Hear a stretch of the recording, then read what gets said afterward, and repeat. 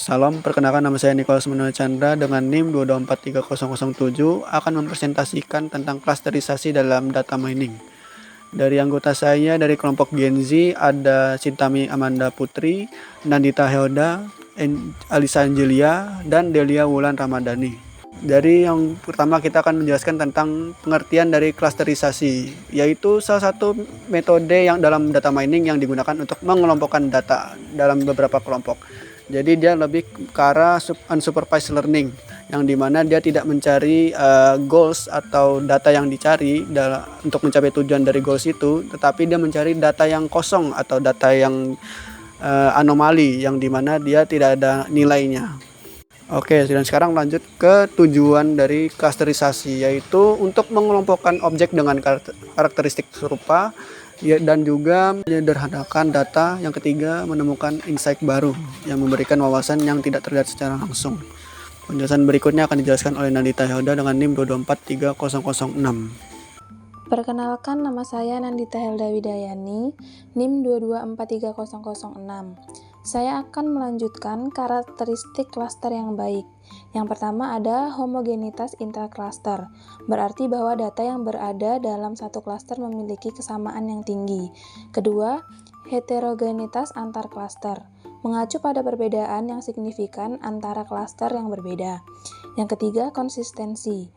Pembentukan klaster diproduksi jika proses klaster dilakukan dengan data yang serupa. Yang keempat, relevansi. Klaster yang relevan harus memberi wawasan dan informasi yang berguna. Selanjutnya, metode klasterisasi. Yang pertama, K-means, meminimalkan jarak rata-rata atau min. Yang kedua, DB-scan, membentuk klaster berdasarkan area. Yang ketiga, hierarchical clustering, pengelompokan data dengan membangun struktur hierarki berbentuk pohon. Yang keempat, partitional versus hierarchical. Partitional membagi data langsung ke sejumlah klaster tanpa struktur hierarki, sedangkan hierarchical cluster mengelompokkan data dan membentuk dendrogram. Selanjutnya akan dilanjutkan oleh Cintami Amanda Putri dengan NIM 2243111. Selanjutnya, saya Cintami Amanda Putri dengan NIM 2243111 akan menjelaskan langkah-langkah dalam klasterisasi. Langkah yang pertama yaitu pemilihan variabel, di mana kita menentukan variabel penting yang relevan untuk analisis klaster. Yang kedua, praproses data, yaitu membersihkan data, menormalisasi, dan menangani outlier untuk memastikan kualitas data. Yang ketiga, pemilihan metode klasterisasi, di mana kita memilih algoritma klasterisasi yang sesuai dengan data kita. Yang keempat, pelaksanaan klasterisasi, yaitu menerapkan algoritma klasterisasi dan sesuaikan parameter jika diperlukan. Yang kelima, evaluasi klaster dengan menganalisis hasil menggunakan matriks evaluasi seperti Shillhouse score. Dan yang terakhir, interpretasi hasil dengan mengidentifikasi karakteristik klaster dan menghubungkan dengan tujuan analisis. Selanjutnya, pengelompokan hierarki. Yang pertama, agglomerative clustering, yaitu metode bottom up yang dimulai dengan setiap data sebagai klaster individu, kemudian menggabungkan klaster terdekat hingga membentuk satu klaster besar. Yang kedua, divisive clustering, yaitu metode top down yang dimulai dengan satu klaster besar lalu membagi klaster menjadi lebih kecil hingga setiap data menjadi klaster individu. Yang terakhir, penggunaan dendrogram. Dendrogram yaitu diagram pohon yang menunjukkan proses penggabungan atau pemisahan klaster serta jarak atau kesamaan antar klaster pada setiap langkah. Baik, di sini saya Delia Wulan Ramadhani dengan NIM 2243089 akan melanjutkan materi, yaitu aplikasi klasterisasi. Yang pertama ada analisis pelanggan, mengidentifikasi pelanggan yang sering melakukan pembelian dan memberikan mereka penawaran khusus untuk meningkatkan loyalitas.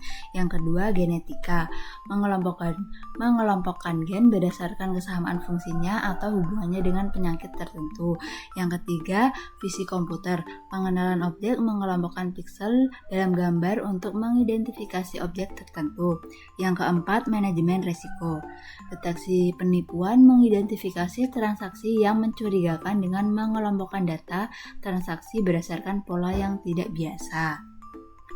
Selanjutnya kita akan membahas kelebihan dan kekurangan klasterisasi. Kelebihan klasterisasi yang pertama membantu memahami struktur data tanpa label. Klasterisasi bekerja dengan data tanpa label sehingga berguna eksplorasi data awal. Yang kedua, dapat digunakan untuk berbagai jenis data. Cocok untuk data numerik, kategori, bahkan teks atau gambar. Yang ketiga, fleksibilitas dalam memilih algoritma. Ada berbagai algoritma. K-means, DBSCAN, hierarchical yang dapat disesuaikan dengan kebutuhan data. Kekurangan klasterisasi yang pertama, sulit menentukan jumlah klaster yang optimal. Memerlukan metode seperti Elbow method atau Shillow's score untuk estimasi. Yang kedua, sensitif terhadap parameter. Algoritma seperti K-means bergantung pada nilai K, sementara DBSCAN pada radius dan densitas minimum. Yang ketiga, membutuhkan praproses data yang tepat. Data harus dinormalisasi atau dibersihkan agar hasil klasterisasi tidak bias. Sekian dari saya. Selanjutnya akan dilanjutkan oleh Alisa.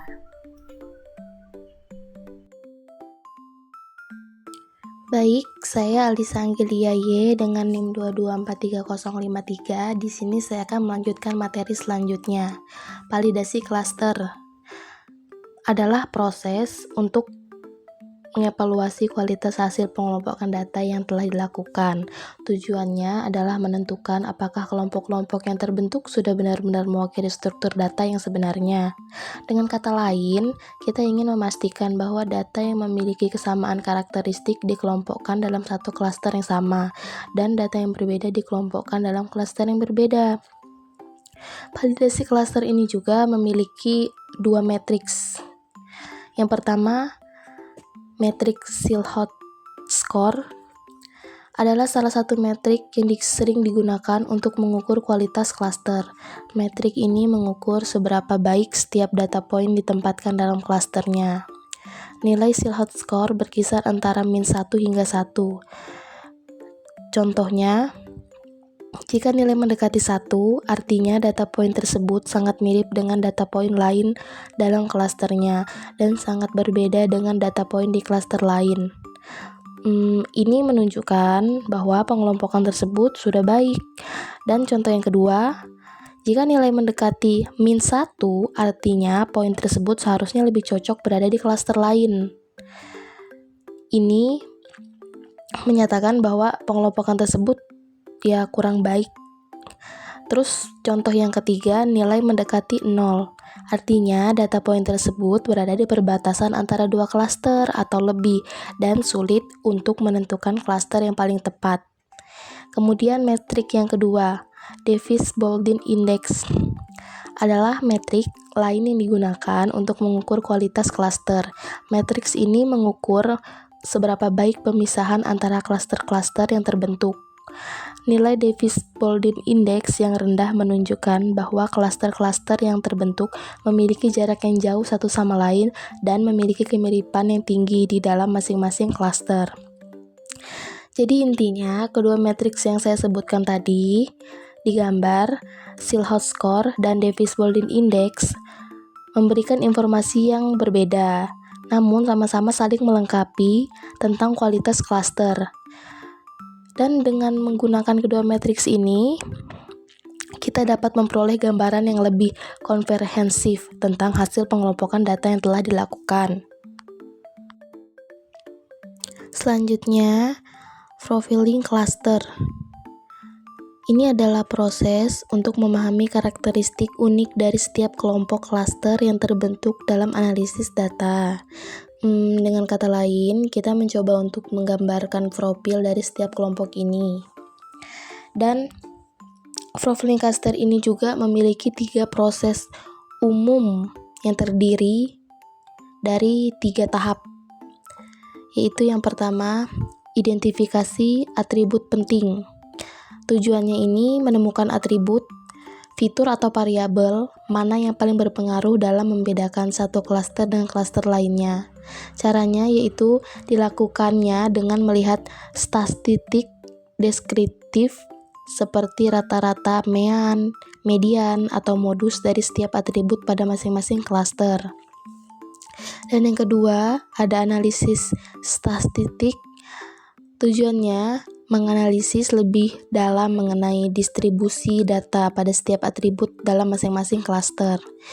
Caranya, melihat statistik deskriptif, kita juga bisa menggunakan visualisasi data, misalnya box plot, histogram, untuk melihat persebaran data. Dan yang ketiga, interpretasi. Tujuannya ini memberikan makna pada hasil analisis statistik yang telah dilakukan, dengan cara membandingkan nilai-nilai statistik dari setiap klaster. Kita bisa menarik kesimpulan mengenai karakteristik unik dari masing-masing kelompok. Misalnya, jika rata-rata usia pada klaster A lebih tinggi dibandingkan klaster B, maka kita bisa menyimpulkan bahwa klaster A cenderung berisi individu yang lebih tua. Contoh sederhananya, seperti misalkan kita melakukan klasterisasi terhadap pelanggan suatu toko online berdasarkan perilaku pembelian mereka. Dan setelah dilakukan clustering, kita mendapatkan 3 klaster. Contohnya klaster A, pelanggan yang sering membeli produk elektronik dengan harga tinggi. Klaster B, pelanggan yang sering membeli pakaian dengan harga terjangkau. Dan klaster C, pelanggan yang sering membeli produk makanan dan minuman. Nah, dengan mengetahui profil dari masing-masing klaster ini, toko online dapat membuat strategi pemasaran yang lebih efektif. Misalnya, menawarkan diskon khusus untuk produk elektronik kepada pelanggan di klaster A, atau memberikan rekomendasi produk terbaru kepada pelanggan dari klaster B. Jadi, seperti itu contoh sederhananya. Jadi, intinya, profiling cluster adalah proses yang sangat penting dalam analisis data.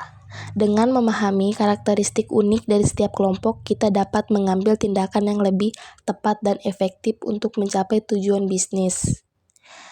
Sekian presentasi dari kelompok kami, kurang lebihnya mohon maaf. Terima kasih.